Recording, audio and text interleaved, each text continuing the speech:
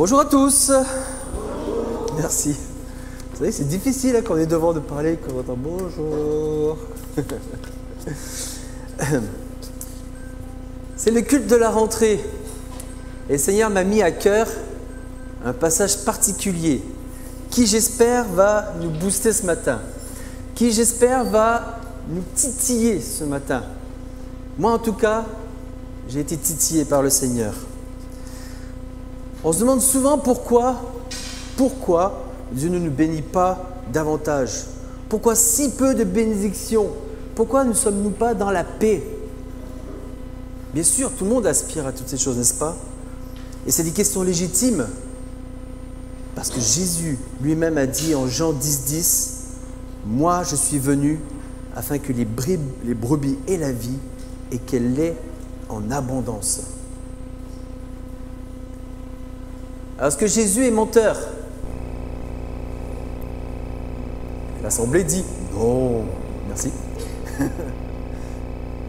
Il arrive bien moins souvent qu'on se pose les questions suivantes. Qu'est-ce qui m'empêche d'être plus près de Dieu, davantage dans sa volonté? Qu'est-ce qui m'empêche d'être plus en paix ou béni? Quel obstacle empêche Dieu d'être au centre de ma vie? Et souvent, nous connaissons un domaine à régler dans notre vie, mais on croit pouvoir vivre avec. On croit pouvoir continuer à marcher avec Dieu et dans un confort avec ce sujet, ce péché à régler dans notre vie. Mais c'est faux, c'est un leurre. On reporte si souvent la volonté de Dieu à demain. Et le temps court. Et le temps de Dieu n'est pas le nôtre. Aujourd'hui, on va voir l'histoire du peuple d'Israël en Agé chapitre 1. Je vous invite tout de suite à ouvrir vos Bibles. Et on va voir ce passage qui mentionne la reconstruction du temple. Et ce récit met 4 aspects en lumière, 4 aspects que j'ai relevés, de notre responsabilité en tant qu'homme, en tant que peuple de Dieu. On pourrait dire aujourd'hui en tant que membre, en tant qu'enfant de Dieu et en tant qu'assemblée. Afin que nous puissions goûter pleinement aux bénédictions de Dieu, autant sur les plans individuels que collectifs. Agé, mais on n'y est pas encore, Olivier, on va le lire après, t'inquiète pas. Et ça sera même affiché pour que tu puisses lire. Allez, puisqu'Olivier veut absolument qu'on y aille, on y va. Où c'est Agé dans la Bible? Non? L'Ancien Testament. Donc si vous cherchez Agé, c'est l'avant-dernier livre de l'Ancien Testament, entre Sophonie et Zacharie. Mais avant de lire le passage, j'aimerais rapidement mettre en lumière le contexte. Je ferai tout pour ne pas être trop long sur le contexte, vous savez que j'y suis toujours très attaché. Le contexte historique de la reconstruction du temple, on pourrait en parler très longtemps, mais je vais aller très vite. Le peuple d'Israël a été envoyé en exil à cause de son péché, n'est-ce pas? Et 70 ans plus tard, l'Éternel réveille l'esprit du roi Cyrus qui proclame le retour d'exil et la reconstruction du temple. Et alors, on a d'abord un premier départ de Zorobabel avec Josué. Ensuite, on a un début de reconstruction. Et puis, hop, à peine commencé que ça s'arrête. À cause de violences, à cause des oppositions des peuples autour. Et pendant 16 années, plus rien. Jusqu'à ce livre d'Agé. Ce livre d'Agé appelle à reconstruire. Et suite à cette proclamation d'Agé, qui vient bien sûr de la part de l'Éternel, le peuple va se lever et reconstruire le temple. Il y aura d'autres oppositions par la suite, mais il continuera à construire. Et la construction se finira 4 ans plus tard, en 516 avant Jésus-Christ. Plus loin, on aura le retour d'enfants d'Israël avec Esdras, sous le roi Artaxerxès. Et puis encore plus loin, on a le retour avec Néhémie, avec des étapes de repentance où petit à petit, on d'abord reconstruit le temple, ensuite on reconnaît en partie nos fautes et on refuse les étrangers. Et seulement, plus de 190 ans après l'exil, le peuple d'Israël va confesser son péché, demander pardon à Dieu et ouvrir à nouveau la parole de Dieu pour la lire dans l'Assemblée. Nous allons maintenant lire donc Agé chapitre 1. Et comme il est un petit peu long, j'ai demandé à notre sœur Clémentine de passage, Clémentine à porte ouverte, vous avez déjà eu lors d'un week-end d'Ecclésia de 3 ans. Voilà, et on est ravis d'avoir avec nous ce matin. Ce chapitre d'Agé commence avec la désobéissance blâmée. Et on peut lire au verset 1. La seconde année du roi Darius, le premier jour du 6e mois, la parole de l'Éternel fut adressée par Agé, le prophète, à Zorobabel, fils de Shealtiel, gouverneur de Juda, et à Josué, fils de Jotsatak, le souverain sacrificateur, en ces mots. Alors maintenant, on va voir ce motif de désobéissance. Pourquoi le peuple vit dans la non-bénédiction? Verset 2. Ainsi parle l'Éternel des armées. Ce peuple dit, le temps n'est pas venu, le temps de rebâtir la maison de l'Éternel. C'est pourquoi la parole de l'Éternel leur fut adressée par Agé, le prophète, en ces mots. Est-ce le temps pour vous d'habiter vos demeures lambrissées, quand cette maison est détruite? Ainsi parle maintenant l'Éternel des armées. Considérez attentivement vos voies. Et l'Éternel va insister tout au long du chapitre 1 de considérer attentivement vos voies. Et là, on va voir le constat de ce travail infructueux de l'homme. 5 actions sans résultat. Vous semez beaucoup et vous recueillez peu. Vous mangez et vous n'êtes pas rassasiés. Vous buvez et vous n'êtes pas désaltérés. Vous êtes vêtus et vous n'avez pas chaud. Le salaire de celui qui est à gage tombe dans un sac percé. Dieu va nous dire qu'est-ce qu'il attend, quel est son désir, sa volonté, le travail qu'il agrée face au travail de l'homme. Verset 7. Ainsi parle l'Éternel des armées. Considérez attentivement vos voies. Montez sur la montagne, apportez du bois et bâtissez la maison. J'en aurai de la joie et je serai glorifié, dit l'Éternel. Et pour bien insister sur ce travail improductif, l'Éternel va insister au verset 9. Vous comptiez sur beaucoup, et voici, vous avez eu peu. Vous l'avez rentré chez vous, mais j'ai soufflé dessus. Pourquoi? Dit l'Éternel des armées. À cause de ma maison qui est détruite, tandis que vous vous empressez chacun pour sa maison. Et Dieu ne reste pas insensible à la désobéissance de son peuple. Verset 10. C'est pourquoi les cieux vous ont refusé la rosée, et la terre a refusé ses produits. J'ai appelé la sécheresse sur le pays, sur les montagnes, sur le blé, sur le mou, sur l'huile, sur ce que la terre peut rapporter, sur les hommes et sur les bêtes, et sur tout le travail des mains. Gloire à Dieu, Israël va enfin réagir et reconnaître son péché et craindre à nouveau l'Éternel.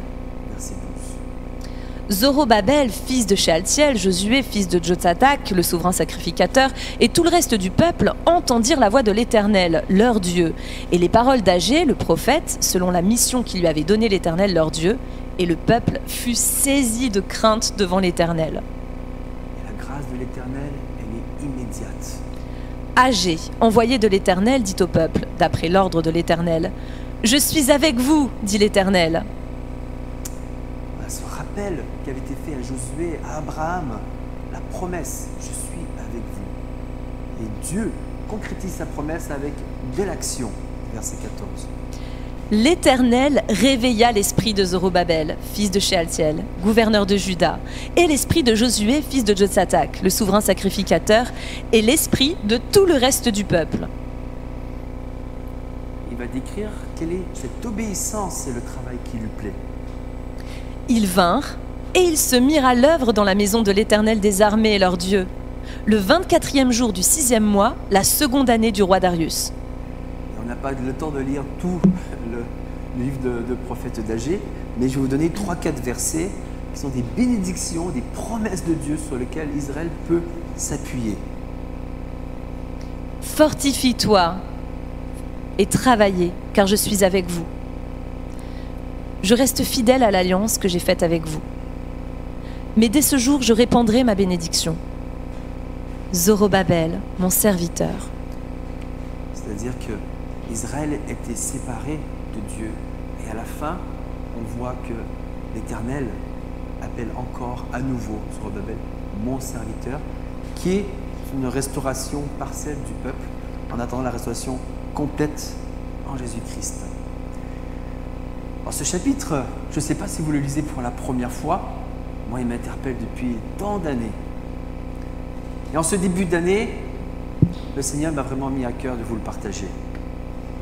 Nous sommes responsables devant Dieu. Dieu demande des comptes au peuple. Parce que Dieu veut nous bénir. Et si nous ne sommes pas dans sa volonté, il ne peut pas nous bénir. Il dit, mais où est ce témoignage vivant de mon peuple qui est lumière dans ce monde? Il est terni.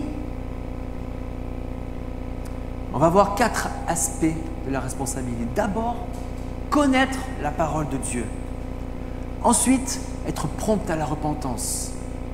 Puis, s'attendre au meilleur, la foi, en la grâce, la bénédiction.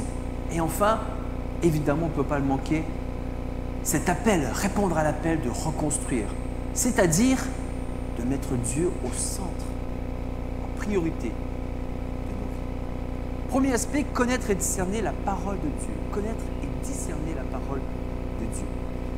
Qui peut s'opposer au temps fixé par Dieu? Personne.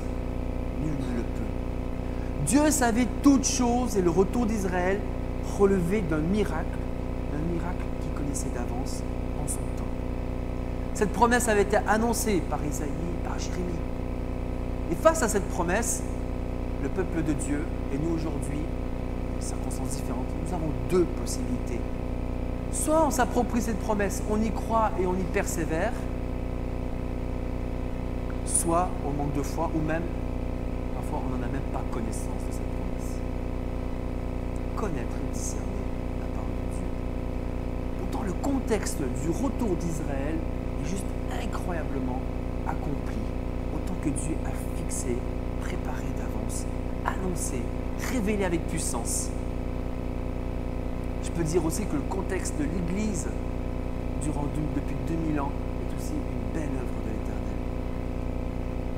Ce n'est pas par la volonté du peuple d'Israël que le roi Cyrus de Perse a proclamé qu'il fallait reconstruire le temple de l'Éternel à Jérusalem, mais c'est parce que l'Éternel réveilla l'esprit de Cyrus.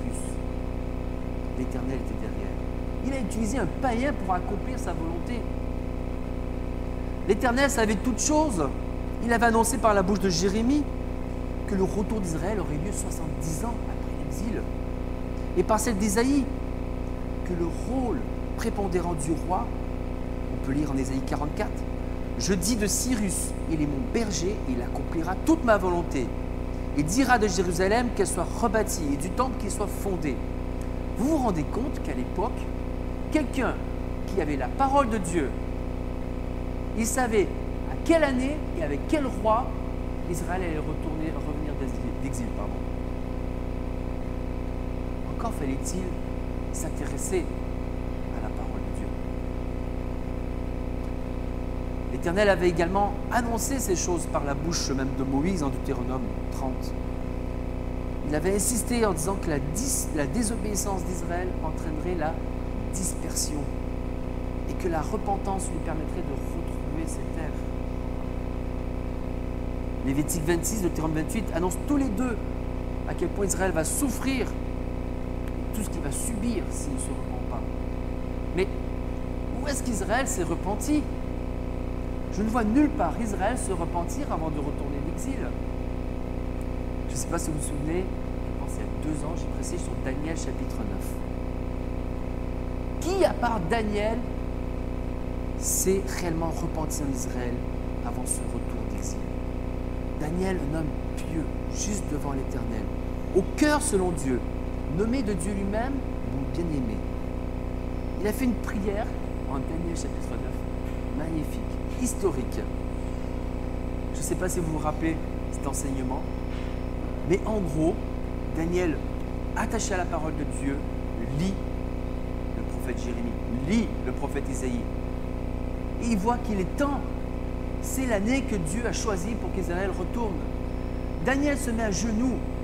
Daniel, l'homme peut-être le plus juste d'Israël, demande pardon à Dieu pour le péché de son peuple, pour le péché de ses pères. Et demande que Dieu exauce et agisse selon sa promesse, malgré ce cœur non repentant d'Israël. L'historien Flavius Joseph a même indiqué que certainement la décision du roi Cyrus fut prise après une lecture de Daniel, du prophète Isaïe, puisqu'Isaïe nomme Cyrus lui-même.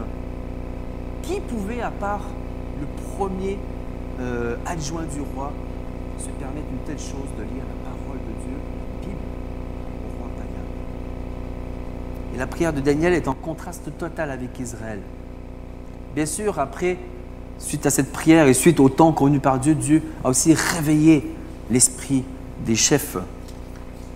Mais quel combat! Je ne sais pas si vous vous rappelez également, dans les chapitres qui suivent, on parle du combat spirituel. On voit que le retour d'Israël d'exil est un combat intense céleste. Au même moment où Daniel prie, on a l'ange Gabriel qui vient pour combattre les rois spirituels de Perse, c'est-à-dire les démons qui les gouvernent. Et il aide Michael, chef de l'armée des anges célestes, pour vaincre et affermir le roi terrestre Cyrus, qui veut ramener, qui a les bonnes intentions bienveillantes pour qu'Israël retourne. Vous vous rappelez aussi le roi Belchazzar, qui avait osé déshonorer Dieu. Je ne sais pas si vous vous rappelez cette histoire, où il a ramené tous les ustensiles du temple de Dieu pour faire la fête à ses propres dieux. Et le soir même, Dieu l'a puni, il est mort, et Dieu a mis Cyrus, celui qui l'utiliserait, pour ramener Israël. La première chose que fait Cyrus avec la reconstruction du temple, il rend les ustensiles à l'Éternel. Et c'est également Dieu qui révèle les chefs juifs. Tout ça pour vous dire deux choses à retenir, qu'on peut voir dans la slide suivante. La connaissance de la parole de Dieu est nécessaire. Elle est indispensable pour d'abord développer des convictions inscrites dans la volonté de Dieu. Pas des convictions inscrites dans ce que le monde pense, mais dans ce que Dieu nous donne dans sa parole.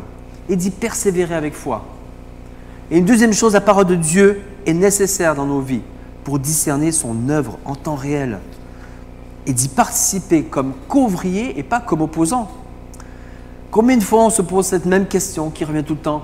Quelle est la volonté de Dieu? J'aimerais connaître la volonté de Dieu pour ma vie. Pourtant, la Bible nous la donne.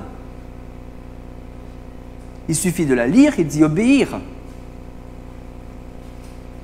Dieu est là pour nous rappeler, encore faut-il la connaître. L'Esprit de Dieu est là pour nous faire avancer, pour nous rappeler ce que la parole de Dieu dit. Mais si on ne connaît pas la parole de Dieu, comment l'Esprit de Dieu peut nous faire marcher, peut nous orienter selon sa parole? Dieu, l'Esprit de Dieu ne sont qu'un. Et on est parfois un peu comme Israël, qui n'a pas discerné l'urgence décrétée par Dieu lui-même, ne connaissant ni sa parole, ni sa volonté, ni son temps. Malgré l'ordre de Cyrus, ils n'ont pas pu continuer cette reconstruction et sont rentrés dans un désert spirituel de 16 ans. Nous sommes aussi également comme Israël. Quand Dieu ouvre grand les portes, montre par son esprit des bénédictions, montre sa volonté, et au moment où il faut faire face au combat, whoop, on esquisse et on part ailleurs. Ça vous arrive jamais? On est si prompt à mettre de côté, si prompt à déclarer forfait devant le combat, car mal affermi dans sa parole. J'ai un exemple de ma première prédication. À l'époque où j'étais à la Défense, on avait un rassemblement de jeunes, et on était donc le comité, tous les responsables du groupe de jeunes, à chercher l'orateur pour cette journée interjeune, interéglise. Et on cherche des orateurs, on tourne en rond et le temps presse un peu. Et puis on fait le tour, et l'Esprit de Dieu me dit, Daniel, c'est toi qui dois prêcher. Je n'avais jamais prêché de ma vie. Je dis, mais t'es fou. Enfin, je parle à moi-même, t'es fou. J'ai jamais prêché, c'était pas le bon moment et tout. Ça ne marche pas. Le Seigneur, il me le met à cœur, il me le met dans le cœur. Je dis, non. Rien à faire. On trouvera quelqu'un de mieux, des orateurs connus d'un beau nom et tout. On fait le tour, on cherche, on liste les orateurs. Et puis le dernier du tour dit, moi franchement, à part Daniel, je ne vois pas du tout. Et vous savez comme on peut être têtu. J'avais la réponse de Dieu, ce qui ne m'a pas empêché de dire, non, il ne faut pas exagérer. Ils ont insisté. J'ai dit, écoutez, si je ne trouve pas un orateur, je serai le plan B. Alors, je peux vous dire, j'ai cherché un orateur. J'ai cherché l'orateur de toutes mes forces. J'ai insisté auprès de mon pasteur. Il nous faut un orateur. Et mon pasteur qui me dit, ne sachant pas la situation, Daniel, franchement, tu es le mieux placé pour le faire. Ok, je vais arrêter de m'entêter, Seigneur. Je vais arrêter de m'entêter. Il y a un combat. Dieu nous montre sa volonté, mais on est tellement têtu à l'accomplir, n'est-ce pas? Tellement têtu à ne pas discerner son temps, son œuvre dans nos vies, dans notre Église. Alors ce matin, je vais essayer de mettre un petit peu les pieds dans le plat, mais je suis le premier concerné. Soyez-en sûrs, mes frères et sœurs, je ne vise personne. On va parler de la Covid ensemble. Oui, la Covid est une épreuve collective, individuelle, terrible. Plusieurs ont souffert physiquement, plusieurs ont souffert de solitude, plusieurs ont souffert d'autres épreuves annexes. Mais la Covid, elle a quand même bon dos. Autour de moi, je n'ai jamais vu autant de gens se remettre au sport. Je n'ai jamais vu autant de maisons retapées. Le roi Merlin était blindé à mort. Il a explosé en commande. Alors que les projets de la collectivité n'avançaient pas, je travaille en collectivité, le service urbaniste était archi débordé de permis de construire. Lesquels? Piscine privée, agrandissement de la maison. Débordé. Il a fallu même embaucher à mi-temps quelqu'un pour pallier à la situation. Combien sont revenus bronzés plus que jamais? Combien ont enchaîné les films? Moi le premier, les séries télévisées, les jeux vidéo. Combien se sont lâchés dans la musique? Pendant ce temps-là, comment avons-nous mis à profit ce que Dieu nous donne? J'ai tellement, ou trop peu plutôt, entendu parler de frères qui me disent « Ah, j'en profite, je lis la Bible, je prie Seigneur plus que jamais. » Voilà la réalité. Je l'ai peu entendu. Je profite de cette crise pour chercher la volonté de Dieu. Nous vivons une épreuve collective, individuelle. Plus que jamais, je cherche la volonté de Dieu. Qui peut honnêtement dire qu'il n'a jamais autant lu la Bible que pendant ce Covid? Pendant ce temps, j'ai vu de moins en moins de fidèles regarder le culte en ligne. Et puis, à la reprise, peu de fidèles dans l'église. Et puis, nombre de membres au groupe de maison, de moins en moins nombreux. À la réunion de prière, de moins en moins nombreux. N'avons-nous pas une responsabilité collective devant Dieu à discerner la place centrale de Dieu dans cette période de Covid? Est-ce que le combat de Daniel, il y a 2500 ans, n'existe pas aujourd'hui? Pensez-vous pas que le combat des Juifs qui étaient tués, violentés par les peuples autour, était plus grave que cette période de Covid? Pourtant, Dieu reproche. Ce n'est pas l'obstacle, le problème, c'est que vous m'avez abandonné. N'est-il pas temps, plus que jamais, de connaître et de discerner la parole de Dieu dans notre église de Rangueil et de prier pour cela? Un second aspect de la responsabilité de l'homme face à Dieu, c'est d'être prompt à la repentance. Reconnaître son péché. Malgré l'œuvre, mais puissante, miracle de Dieu, malgré toute la souveraineté de Dieu pour le peuple de Dieu en son temps, Malgré qu'ils étaient de retour d'exil, malgré que c'était le roi Cyrus annoncé d'Ésaïe, ils se sont arrêtés. Le peuple de Dieu était revenu physiquement, mais spirituellement n'était toujours pas là. Lorsque Dieu agit avec puissance, il accomplit son œuvre jusqu'au bout, en nous, autour de nous. On doit agir avec lui. On ne doit pas le regarder comme spectateur. Et quel a été le péché du peuple de Dieu? Il est écrit au verset 4. « Est-ce le temps pour vous d'habiter vos demeures lambrissées quand cette maison, il ne dit pas ma maison, il dit cette maison, est détruite. Ainsi parle maintenant l'Éternel des armées, considérez attentivement vos voies. » Leur péché avait été de faire leurs affaires personnelles prioritaires sur celles de Dieu. En cela, ils désobéissaient à Dieu et ne cherchaient pas la gloire de Dieu avant tout. Leur excuse, il n'est pas le temps. La façon dont c'est écrit, on peut supposer qu'à l'époque, les gens se croisaient, le temple de Dieu n'est pas grand, il n'est pas temps. La semaine suivante, le temple de Dieu, il n'est pas temps. Okay. Vous voyez? Il n'était pas temps, mais il était temps pour d'autres choses dans leur vie. C'est étonnant, c'est même frappant que la raison que la Bible donne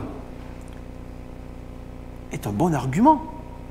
Ils ont subi de la violence, l'oppression des peuples autour. Ils se sont arrêtés. Ils ne se sont pas arrêtés uniquement pour aller reconstruire la maison, mais ils se sont arrêtés parce qu'il y a quand même eu une oppression autour d'eux. N'est-ce pas une raison valable aux yeux humains? À nos yeux. Mais pas pour l'Éternel. L'Éternel connaît le fond du cœur. Et on pourrait se poser la question, face à l'adversité, est-ce qu'ils ont sondé les Écritures pour trouver une réponse? Est-ce qu'ils ont recherché la face de Dieu, prié, jeûné pour trouver une solution? Est-ce qu'ils lui ont demandé? Est-ce qu'ils ont eu la foi que Dieu accomplirait sa promesse?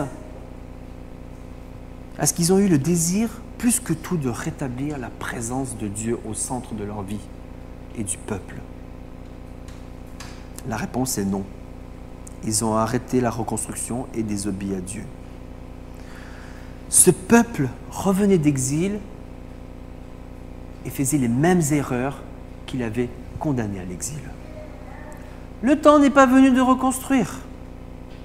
Mais Dieu connaît chacun de nos cœurs. Nul ne peut se cacher devant lui. Il connaît nos motivations les plus profondes. Le moindre péché nous éloigne, dans sa mesure, bien sûr, de Dieu. Et ici, la désobéissance était grande devant Dieu. Et également, les conséquences de leur péché. Alors, je pense aussi que la crise du Covid nous a beaucoup repliés, chacun sur nous-mêmes. Il est temps, moi le premier, de le confesser, individuellement, mais peut-être aussi collectivement. La Covid a tout simplement été un révélateur de nos forces, de nos faiblesses, en tant que membre individuel, en tant qu'assemblée devant Dieu. En tant que corps de Christ, chaque membre est appelé à le servir, à servir les autres, est appelé à être dans la lumière, dans ce monde de ténèbres. Je pense que la Covid a pointé dans ma vie mes carences, mon manque de maturité spirituelle. Moi le premier, combien de fois ai-je fait autre chose plutôt que d'appeler mon frère et ma sœur qui se sentaient isolés? Alors que tant de personnes avaient peut-être besoin d'être encouragées. Moi qui suis un responsable de cette église, plusieurs diront, mais tu fais déjà beaucoup de choses. Pendant le Covid, on te voyait à la vidéo et le machin. Oui, mais Dieu connaît le fond de mon cœur. Il a vu aussi comment j'ai profité de cette situation de latence pour me reposer, faire autre chose. Alors la comparaison entre le peuple d'Israël, la reconstruction du temple et la Covid, bien sûr qu'elle n'est pas exactement comparable, on est d'accord, mais il y a beaucoup d'applications communes. Et j'ai envie de dire, Covid ou pas Covid, je suis certain que plusieurs d'entre vous se sentent concernés par le péché à régler dans leur vie. Alors qu'allons-nous faire? Le reconnaître et se relever pour la gloire de Dieu, ou ne pas le reconnaître, repousser la bénédiction de Dieu à plus tard, voire à jamais, pour chacun d'entre nous, pour notre assemblée. Non, il est temps de reconstruire le temple. Et les conséquences du péché sont un exemple à ne pas reproduire. Le peuple de Dieu n'est plus appelé son peuple, il est appelé ce peuple. C'est plus son temple, c'est ce temple. La relation avec Dieu est fracturée, coupée, asséchée. Asséchée, c'est un bon mot. Ça montre toute l'improductivité de tout leur travail. Ils travaillent pendant 16 ans sans réussir à aboutir. Ils travaillent de leur propre force en l'Éternel. Ils ne sont pas bénis. Même mieux, Dieu les empêche. On l'a lu au verset 10 et 11. Dieu les empêche de prospérer. Il y a le travail de Dieu, il y a le travail de l'homme. On est appelé à s'associer au travail de Dieu en son temps. La question n'était pas est-ce qu'il faut reconstruire le temple, mais est-ce que je désire plus que tout revoir Dieu au centre de ma vie? La question serait plutôt est-il temps de sortir de mon péché, de ma désobéissance, de me soumettre? Ou dois-je encore attendre demain? Pas aujourd'hui, c'est dimanche, demain. 16 ans de désert spirituel pour Israël. 16 années. C'est long, 16 ans. Mais Dieu fait grâce, et sa grâce, elle est immédiate. 16 ans, c'est long. Mais le peuple a craint l'Éternel de nouveau et reconnu son péché. Dieu a fait grâce immédiatement. Alors on peut reconnaître son péché, c'est la première étape indispensable. Mais prompt à repentir, ça veut dire quoi? Se repentir, ça veut dire change de direction, n'est-ce pas? On ne peut pas uniquement reconnaître sans agir différemment. Et cette repentance passe tout simplement par l'obéissance. La Bible a dit bien en Matthieu 6, « Cherchez premièrement le royaume et la justice de Dieu et toutes ces choses vous seront données par-dessus. » La demande de Dieu, elle était très claire, très simple au verset 8. « Montez sur la montagne, apportez du bois, bâtissez la maison. J'en aurai de la joie, je serai glorifié. » Vous voyez le cœur du Père Céleste qui dit « Voilà où est ma joie, voilà où je serai glorifié. » N'avons-nous pas envie de faire la joie de notre Père?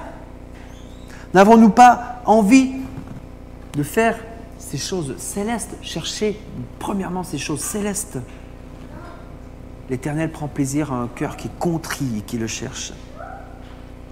C'est pourquoi la recherche de Dieu est prioritaire au centre du renouvellement de notre assemblée. Nous devons avancer 2021-2022 sur cette période post-Covid dans l'unité, les yeux fixés sur Dieu. Nous devons chercher à faire sa joie. Nous devons chercher à le glorifier en tant que corps de Christ. Chacun avec sa pierre. N'êtes-vous pas d'accord? C'est notamment pour cela que le Conseil a proposé que la semaine du 20 au 24 septembre, nous ayons un jeûne et prière collectif. Vous en avez déjà entendu parler. Les lundis, mercredis et vendredis, nous prierons ensemble dans l'église. Les mardis et jeudis, chacun pourra prier chez soi. Et on aura tout un accompagnement de sujets de prière pour prier et jeûner la semaine du 20 au 24. Venez nombreux. On a tous besoin, on a tous soif de l'Éternel. On a tous besoin de reconstruire, de renouveler notre assemblée. Venez nombreux. Cherchons la volonté de Dieu pour nos vies. C'est ce qu'il dit au verset 5. « Ainsi parle l'Éternel des armées, considérez attentivement vos voies. » Le psaume 46, verset 11 dit « Arrêtez, sachez que je suis Dieu. » Stop. Disons stop. Plaçons-nous devant Dieu. Arrêtons-nous devant Dieu. Apprenons à nous arrêter et prendre des décisions du changement en l'honneur de notre Seigneur. Faisons-le dès aujourd'hui, n'attendons pas toujours demain. Soyons honnêtes avec nous-mêmes. Faisons un bilan de santé spirituelle dans la crainte de l'Éternel. Quels sont les péchés que nous n'abandonnons pas? N'est-il pas temps de les abandonner? Il est écrit que les responsables et le peuple entendirent la voix de l'Éternel et le peuple fut saisi de crainte devant l'Éternel. Pour une fois, la réponse est immédiate. Ils n'ont pas attendu. Ils ont entendu, pas attendu, ils ont été saisis de la crainte de l'Éternel. J'ai déjà donné cet exemple. À l'instant, ça avait me marqué cet exemple qu'il donnait. Il voulait savoir comment Georges Verver a pu avoir autant de réussite et être autant béni dans l'Éternel avec Opération Mobilisation. Je ne sais pas si vous connaissez, une opération qui évangélise dans le monde entier. Et la réponse inattendue était que le secret de sa réussite, de son œuvre, était qu'il était prompt à demander pardon et à se repentir. Ce n'est pas forcément ce qu'on attend, ce qu'on s'attend d'entendre d'un homme de Dieu qui a fait tant de choses dans notre monde. Nous avons cette merveilleuse promesse que si nous confessons nos péchés, il est fidèle et juste pour les pardonner, pour les purifier. Alors si quelque chose en toi ce matin te pousse à te repentir, si comme moi, quand tout le monde faisait le tour, l'Esprit de Dieu me disait « Allez, vas-y, n'attends pas, réponds à cet appel de Dieu. » Si dans ta vie, tu n'as toujours pas donné au Seigneur, tu n'as pas donné ta vie au Seigneur, à Christ qui est mort à la croix pour toi, mais tu n'arrives pas à expliquer pourquoi, abandonne.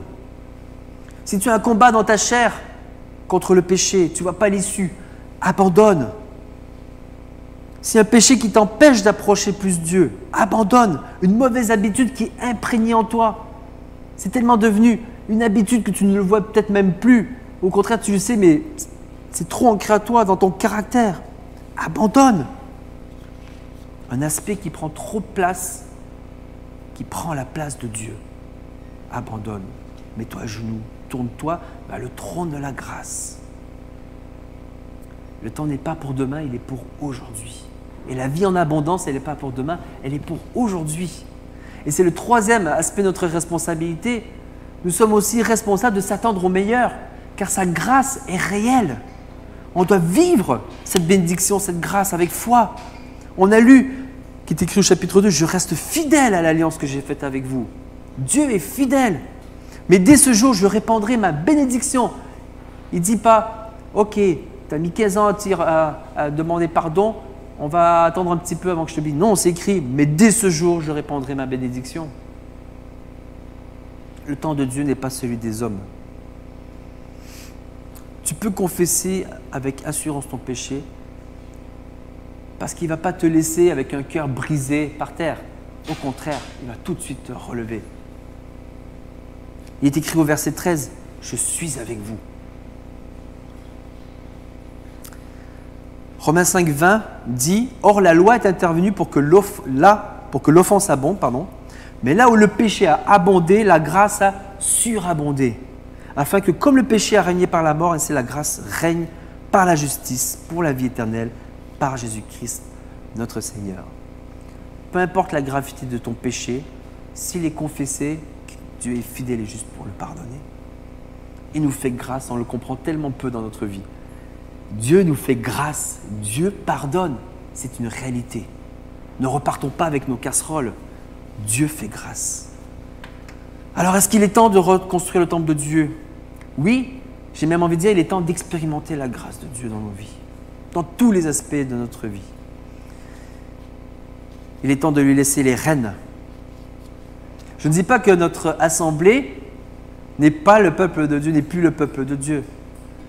Je dis que ma prière est que Dieu insuffle un changement, un renouveau dans notre assemblée. Et seul l'Esprit de Dieu peut accomplir cela, n'est-ce pas? Il peut accomplir cela dans les vases d'argile que nous sommes pour les utiliser à sa gloire. Alors Israël, à travers ses promesses, on n'a pas le temps de lire évidemment tout âgé, ils ont eu quand même 2 obstacles encore. Et j'aimerais quand même vous les dire, pour pas que nous ayons les mêmes obstacles dans ce renouveau de notre assemblée. Ils se sont un peu laissés décourager parce que le temple qu'ils ont recréé n'était pas aussi beau que celui d'avant. Ne regardons pas en arrière, avançons avec Dieu. Et aussi, il manquait un peu de confiance dans le plan de Dieu. Et on voit que malheureusement, cinquantaine, centaine d'années plus tard, ils se sont à nouveau élus de Dieu. Il y a aussi eu la destruction du temple, mais c'était lié à leur péché. Et un nouveau désert qui est arrivé parce qu'ils n'avaient pas compris le plan de Dieu dans sa totalité. Et nous connaissons le plan de Dieu. La Bible va jusqu'à l'Apocalypse qui nous explique que Christ va revenir. Que nous devons vivre dans l'espérance de Christ qui revient. Dernier aspect, et je vais être plus rapide, mettre Dieu au centre de nos priorités. Alors on a vu clairement qu'il y avait un appel de Dieu à le mettre au centre de nos priorités de façon individuelle et collective. L'Église, c'est le peuple de Dieu. Et l'unité de notre assemblée doit être la priorité sur cette reprise post-Covid. Elle ne peut pas se faire seule. Elle se fait avec l'ensemble du corps de Christ, c'est-à-dire l'ensemble de tous les membres qui sont devant moi, qui marchent d'un seul pas dans la volonté de Dieu pour reconstruire son Église. En Christ. Qu'est-ce qui nous unit? C'est Christ, rien d'autre. Alors Dieu s'adresse à chacun ici, sans exception, j'insiste, sans aucune exception. On aura le temps de reparler peut-être du corps de Christ, mais le corps de Christ, c'est l'ensemble des membres. Si un membre souffre, tous les membres souffrent. Si un membre s'oppose au renouveau, forcément, ça pâtit sur l'Église. Parce que chaque membre a sa place, son utilité et coparticipe à la gloire et au projet de Dieu. On est tous concernés, sans exception. Chaque pierre, chaque membre. Et on est appelé, comme au verset 14, à venir. Ils vinrent, ils se mirent à l'œuvre dans la maison de l'Éternel, désarmer leur Dieu. On est appelé à revenir à la maison de l'Éternel et à œuvrer, reconstruire ensemble. L'Église a pour but de fortifier les membres, nous fortifier dans la communion, dans notre relation avec Dieu. Il a aussi pour but d'être un témoin, une lumière dans l'extérieur. Or, récemment, j'ai été frappé par un article. Un article qui était très précis, qui disait que pendant la crise Covid, on a vu exploser le nombre d'adeptes à quoi? À l'occultisme, aux pratiques paranormales, à la sorcellerie. Vous verrez des statistiques officielles. Regardez les comptes Instagram, YouTube, des influenceurs, influenceuses en sorcellerie. Ils ont explosé pendant le Covid. Ces gens montrent leur soif de spiritualité, mais ils sont dans le leur, ils sont au mauvais endroit. C'est des gens normaux. L'article du magazine McDo, que j'ai trouvé très sérieux, disait que c'est ça peut être des cadres, la plupart des gens qui ont des niveaux d'études supérieurs, beaucoup de trentenaires, des gens qu'on trouverait tous normaux et qui se sont lancés dans cette spiritualité. Et même cette semaine encore dernière, notre amie Clémentine qui a lu tout à l'heure, elle a rencontré des gens qui pratiquent cette sorcellerie. C'est une réalité qui nous entoure.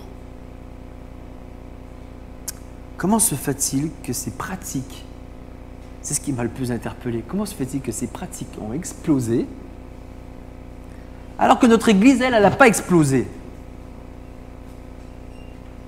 Comment se fait-il que les gens en soif de spiritualité sont partis vers là, mais ne sont pas venus vers Christ, le seul chemin, vérité et vie, n'est-ce pas?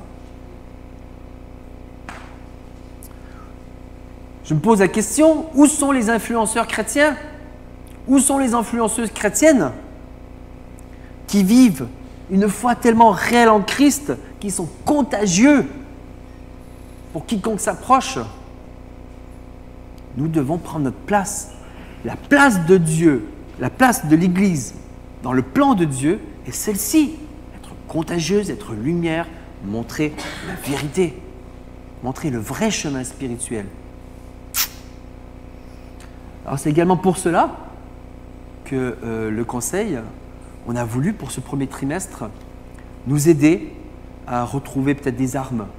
Et on va avoir un séminaire le 30-31 octobre avec Marc Van Nouvert qui va nous dire sur le thème, qui va nous partager, y a-t-il une place pour moi dans la communication de l'Évangile?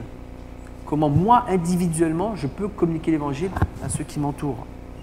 Et puis la semaine suivante, le 6 novembre, on aura Daniel Ishti comme orateur qui, lui, nous parlera de l'Église missionnelle, le rôle de l'Église dans la ville. Parce que le combat de Daniel, spirituel, céleste, est encore valable aujourd'hui. Alors on est invité à construire l'Église. Et ça commence par des choses très simples. Être fidèle. Fidèle au culte. Être à l'heure. Je le dis 3 fois par an. À la demi ce matin, j'étais découragé. On était 1/3 de ce qui est là. À la demi. Avant, on commençait à 1/4. Maintenant, on commence à la demi. Si on commence à 45, on commencera à 11h. Si on dit 11h15, on finira à 11h30, n'est-ce pas? On arrive au travail à l'heure, on peut arriver à l'église à l'heure. Même, on est encouragé à arriver une demi-heure plus tôt pour partager. Bon, on n'a pas de gâteau en ce moment, pas de café. D'accord, c'était mieux avec les gâteaux et le café. Mais quand même, vous êtes encouragé à venir pour partager ce que vous vivez dans la semaine, comment Dieu agit dans vos vies. Soyons fidèles, amenons nos enfants à l'école du dimanche. Ils ont besoin de cet enseignement ancré dans le cœur pour grandir avec le Seigneur. C'est leur avenir qui est en jeu. Soyons fidèles à les emmener à l'école du dimanche. Soyons fidèles au groupe de jeunes qui a commencé hier soir. Soyons fidèles au groupe de jeunes. Les jeunes, je vous connais. Il y a 2 ans, peu importe. Soyons fidèles. Samedi après-midi, on a besoin d'unité. On a besoin d'être forts pour pouvoir combattre dans ce monde. Soyons fidèles les uns envers les autres, à l'écoute spirituelle les uns les autres. Venons nombreux samedi prochain à la journée d'église, chez les Allen, il fera l'annonce tout à l'heure, pour apprendre à mieux se connaître, à partager. Venons nombreux à l'église prier la semaine de jeûne et prière du 20 au 24 septembre. Soyons unis pour refléter la gloire de Dieu. Alors je récapitule. L'homme est responsable face à la volonté de Dieu. Il ne doit pas attendre. Sa responsabilité est dès maintenant de connaître la parole de Dieu pour être ferme dans ses convictions et discerner l'œuvre de Dieu. Être prompt à la repentance par l'obéissance, l'humilité, en reconnaissant son péché, pour qu'il n'y ait aucun obstacle entre lui et Dieu, de s'attendre au meilleur, s'attendre à vivre la grâce de Dieu, à vivre les bénédictions qui surpassent notre entendement. Le plan de Dieu nous dépasse complètement. Et enfin, de mettre Dieu au centre de nos priorités, en reconstruisant le temple. Le temple, nous sommes le temple de Dieu, nous sommes le corps, temple de Dieu. Alors, le temps de Dieu est présent dans la repentance. N'attendons pas. Ayons foi que Jésus a toute puissance pour nous délivrer de ce qui serait un obstacle dans notre vie. Gardons la ferme espérance de ses promesses. La vie du chrétien est une vie de pécheur. Un pécheur qui a besoin d'être sanctifié, qui se repent, qui est gracié, qui pêche, qui se repent, qui est gracié et qui grandit, qui mûrit dans le Seigneur jusqu'au jour où on le verra face à face. Donc le temps de Dieu, il est maintenant pour chacun d'entre nous. Prions. Seigneur, ce matin, ta parole nous interpelle. Car ta parole est véritable et tu es le même Dieu qu'il y a 2500 ans. Tu ne changes pas. Tu es saint. Nous voulons nous placer devant toi afin que tu nous renouvelles, afin que tu nous transformes, afin que tu bannisses le péché et les obstacles dans notre vie. en tant qu'individu, en tant qu'assemblée. Nous cherchons ta face pour que tu construises, bâtisses ton Église, toi qui en es la pierre angulaire. Nous nous attendons à toi. Seigneur, s'il y a qui que ce soit ce matin qui ne t'a pas donné sa vie, puisse-t-il le faire par le nom de Jésus. S'il y a qui que ce soit qui n'arrive pas à régler un péché dans sa vie, puisse-t-il le faire par le nom de Jésus-Christ. Si c'est votre cas ce matin, priez avec sincérité. Dieu pardonne immédiatement. N'hésitez pas à partager votre combat avec un frère ou sœur, afin qu'un autre puisse prier aussi pour vous par la suite. Amen.